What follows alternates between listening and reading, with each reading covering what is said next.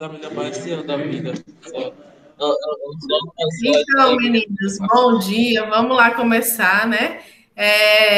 Hoje vamos falar um pouquinho sobre as transformações do mundo do trabalho e seus impactos. Gente, olha, nas aulas que a gente teve até o momento, a gente viu vários assuntos, né, referente às questões do mundo do trabalho. Quando a gente fala aí, as mudanças na sociedade causaram profundas transformações no mundo do trabalho, a gente vê que diversas novas modalidades de prestação de serviço, eles surgiram aliados ao avanço tecnológico, né, e as mudanças das perspectivas das pessoas. Para as empresas, isso gera uma série de novas possibilidades de contratação, que, quando bem planejadas, elas vão reverter em benefícios, né? Referente aí a esta operação, a essa mutação, né? A essa questão do avanço.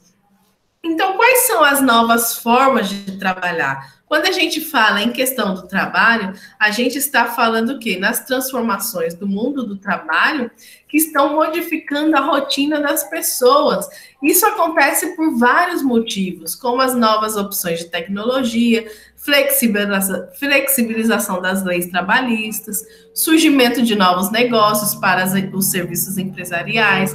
Então, por exemplo, quando a gente fala em tecnologia, né, nos avanços tecnológicos, na flexibilidade das leis trabalhistas, no surgimento dos novos negócios, estamos falando que estamos na era do quê? Dos aplicativos. Um exemplo disso é o aplicativo de mobilidade urbana. Quando a gente tem aí, né, que a gente vê a forma de se movimentar nas cidades, ela mudou radicalmente nos últimos anos. Então, por exemplo, o Uber, né? O Uber é um exemplo, que é um aplicativo que você consegue chamar e ter mais facilidade para se movimentar na cidade, no município, né, em si, para levar de um lugar ao outro. E trouxeram para o grande público a possibilidade de contratar veículos particulares para o transporte com um custo bem legal, com um custo bem acessível. Então, isso fez com que as empresas de táxi, né, os taxistas e motoristas particulares, resistissem, buscassem restrições ao modelo e até mesmo pleiteassem a proibição do serviço. Não sei se vocês lembram, né, que quando surgiu o Uber, os taxistas ficaram revoltados, né? Os motoristas também chegaram até a matar vários Ubers na época. Então começaram a fazer protestos, né, greves, coisas que danificaram aí essa questão do serviço, de proibir o serviço dessas empresas que são aplicativos, né, para mobilidade urbana, como o Uber, por exemplo. Então, logicamente que isso não deu certo, a gente viu que não deu certo, que o Uber está aí até hoje. Então, hoje já temos a consolidação desse tipo de serviço, mas ainda há discussões relevantes quanto à responsabilidade da empresa com os prestadores de serviço. Também há riscos de segurança para os contratantes, que devem tomar cautelas para a utilização da comodidade do transporte. E para as empresas, os aplicativos apresentam uma oportunidade de economia, além de maior controle, e os recibos apresentam a rota feita pelo empregado, pelo rastreamento do aplicativo, impedindo o uso abusivo de reembolsos de transporte. Então, olha aí, a gente vê que o mundo do trabalho está evoluindo. Surgem os aplicativos. Hoje temos o quê? Aplicativos de banco, temos aplicativos para abrir conta em banco, temos aplicativos de transporte de mobilidade urbana, temos aplicativos, né, diversos aí, né, para a gente estar trabalhando em referência do trabalho que a gente quer desenvolver. Então, olha a série, né, de aplicativos que existem na era digital. O teletrabalho também, ele é um trabalho remoto, ou seja, a gente vê que o trabalho hoje, com essa pandemia, olha aí que coisa, hein? O trabalho, ele se tornou o quê? Ele se tornou praticamente um trabalho que a gente pode estar trabalhando em home office, dentro de casa, né? Então, o que acontece? O teletrabalho ou trabalho remoto é uma tendência aí já do mercado, mesmo para quem tem funcionários registrados aí pela carteira de trabalho. E aí, tanto é assim que em 2017, uma lei reformou a norma trabalhista para prever as regras do teletrabalho. A jornada de trabalho, aí nessa questão do teletrabalho, ela é marcada pelos seguintes aspectos, ou seja, o trabalho é feito preponderantemente fora do estabelecimento do empregador, com possibilidade de comparecimento para a realização de atividades práticas, ou seja, eu sou uma empresa, né? E aí o que que acontece? Eu tenho funcionários e aí esses meus funcionários eles não precisam estar fazendo a atividade, o serviço dentro da minha empresa, mas ela pode estar fazendo o serviço aí fora da empresa. E aí o que que acontece? Ela está só comparecendo na empresa para atividades específicas, somente. Para realizar a alteração entre o regime presencial para o teletrabalho, é necessária a concordância do empregado com o registro mediante aditivo contratual. Então, quando a gente fala em teletrabalho, tem sim um aditivo contratual, né, que ele vai colocar em concordância do empregado, né, já para sair do teletrabalho para o regime presencial. Então, quando a gente fala, ó, a alteração é feita mediante a escolha do empregador, que deverá garantir o prazo mínimo de 15 dias para a transição e com a alteração aí do registro contratual. Então, a gente sabe que esses tempos todos de pandemia, a gente ficou trabalhando aqui, né, no ensino remoto, vocês tendo aula no ensino remoto.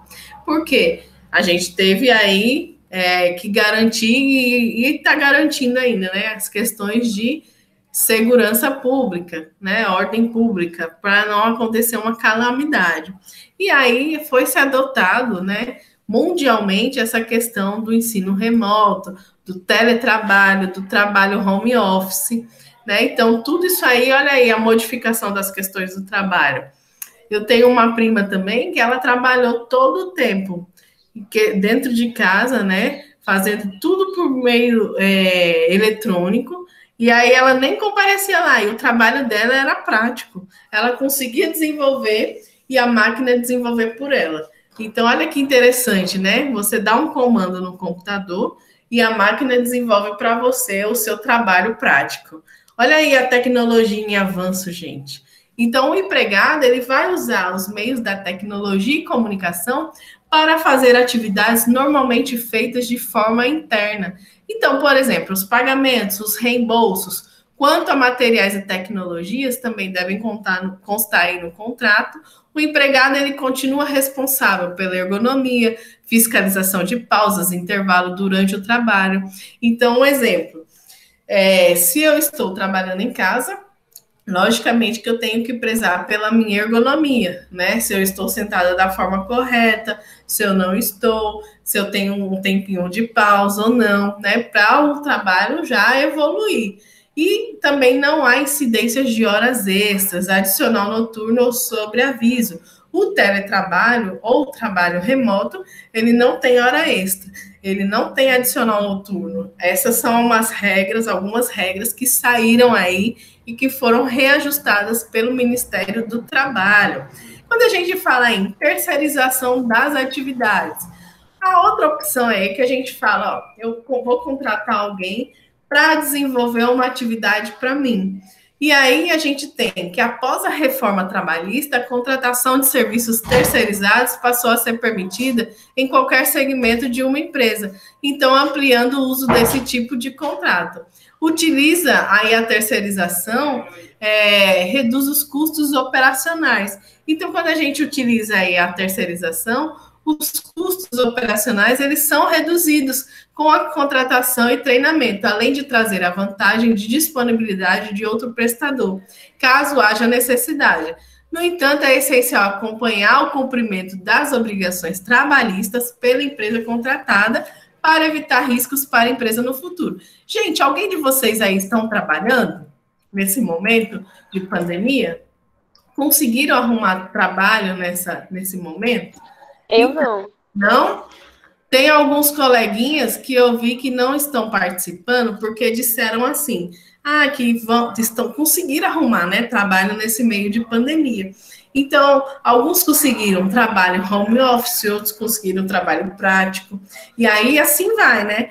E olha aí, tem que fazer um jeito também de estudar, né? Outros conseguiram entrar como terceirizados dentro de uma empresa, né? Já quem não conseguiu, fica aí a dica. Olha aí, gente, os sistemas integrados, as startups também, né? Então, tem várias questões aí que vocês podem estar crescendo no mercado de trabalho. Lembrando que a tecnologia ela vai sempre auxiliar a gente na questão do mercado de trabalho. O uso de tecnologias de gestão com automação de processos, ela é muito interessante para as empresas, com sistemas inteligentes, os custos com funcionários, eles também são reduzidos, elimina-se assim a falha humana, né? Porque a partir do momento que eu coloco computadores lá para estarem trabalhando comigo, eu vou reduzir as falhas humanas. Um exemplo prático: o médico, né? Se o médico estiver atrás do computador e o braço mecânico de um computador estiver fazendo a operação num paciente, logicamente, daquele braço humano errar é muito pouco.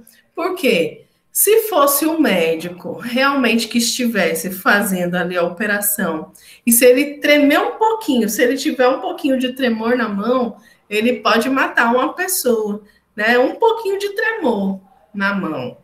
E aí o braço mecânico, não, ele já é certinho, só basta dar o comando e fazer todo o trabalho. Então, elimina, assim, as falhas humanas, né?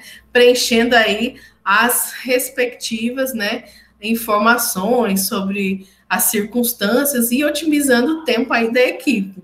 Então, no entanto, é essencial contratar empresas que forneçam sistemas de boa qualidade, protocolo de segurança, proteção de dados, proteção pessoal e armazenamento com backup, né, na escolha aí do sistema seguro. Gente, as startups também estão em alta, viu?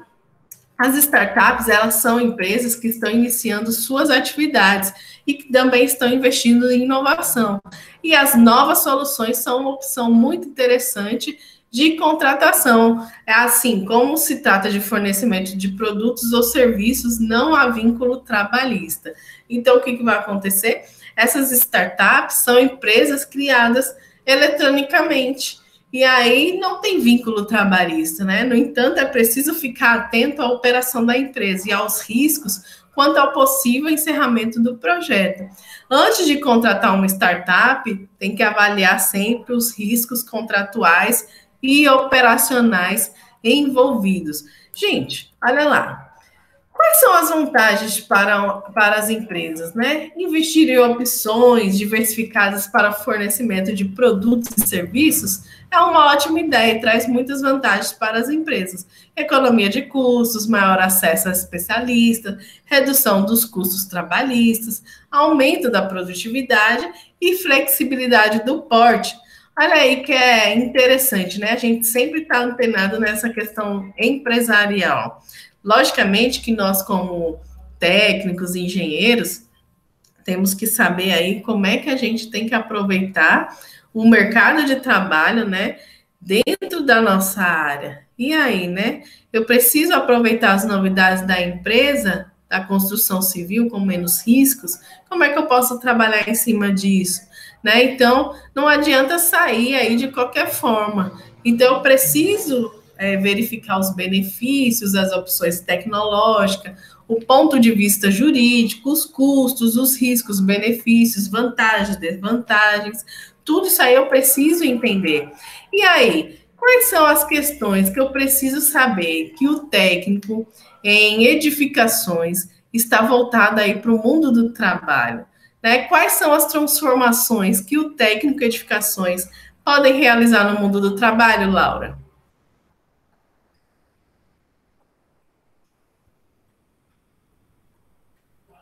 Hein, Laura? Não sei. Você não sabe? Jorge, você sabe?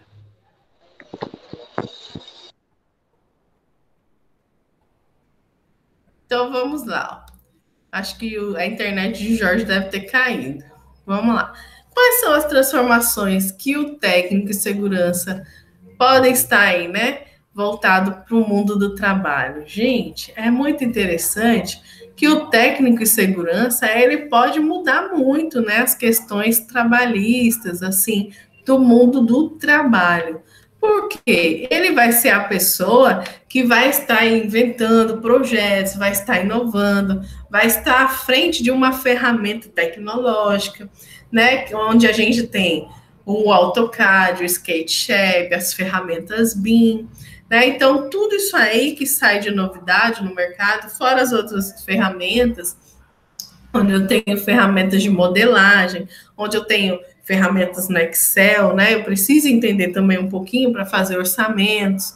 Então, o que, que vai acontecer? O técnico em edificações, ele é muito importante para estar transformando o mundo do trabalho, para estar inserido no mercado de trabalho e estar atendendo aí as demandas necessárias, né, para essa mudança, essa ferramenta de mudança como um todo. Daqui a alguns anos, a gente vai ter uma mudança de impacto ambiental, né? A gente já está sentindo na pele, a gente vê, né, que alguns lugares está muito frio, outros está muito calor, outros estão pegando fogo, né? Outros estão aí tendo uma mudança. Então, a característica da construção civil em si também vai mudando. As ferramentas técnicas também ela vai modificando, vai se reestruturando tecnologicamente. Então, o técnico em edificações ele é muito importante aí para estar inserido nessa mudança, né? Nessa mudança tecnológica e nessa transformação referente ao mundo do trabalho. A gente já sabe que o técnico, hoje em dia, já tem o seu próprio conselho, ele não faz mais parte do CREA, então ele já faz parte do CRT, né? Do Conselho Regional dos Técnicos.